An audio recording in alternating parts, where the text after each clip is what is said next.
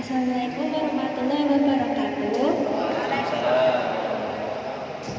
Rawuh ingkang kinurmatan lan pinuji Bapak Ari Budi Widodo ingkang kula ajeni lan rekan-rekan sedaya ingkang kula tresnani. Kaping pisan semanggi kita sedaya sampun ngunjukaken puji lan syukur dumateng Gusti Allah Subhanahu wa taala. Awit sih rahmat, berkah lan kanugrahipun ingkang tanpa pedhot.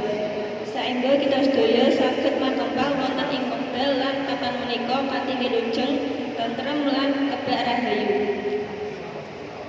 Hadirin ingkang kula ajeni, tata tertib menika paugeran ingkang kedah kita junjung ing gesang panitenan.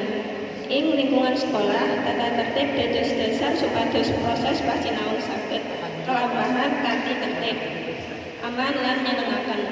Kanthi netepi tata tertib sekolah, siswa saged sinau disiplin, tanggung jawab lan ngajeni pendhateng pendidik.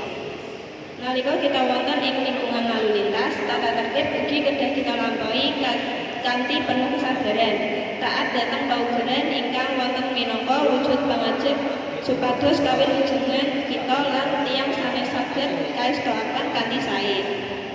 Kajawi menika wonten ing lingkungan masyarakat, tata tertib dadosaken gesang bebrayan saged lumampah kanthi rukun, tentrem lan kebak rasa saling ngajeni. Tata tertib menika ugi nuwuhaken sikap sopan santun lan tanggung jawab minangka anggota masyarakat. Kanthi piwulang lan tulodo saking Bapak Ibu guru, ugi kita sedaya saged netepi lan nglebetaken tata tertib menika wonten ing saben tumindak. Boten namung wonten ing sekolah, nanging ugi lingkungan lalu lintas lan masyarakat.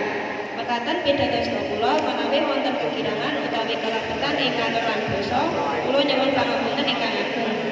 Mugi Gusti Allah tansah paring pangayoman lan tuntunan dhumateng kita sedaya.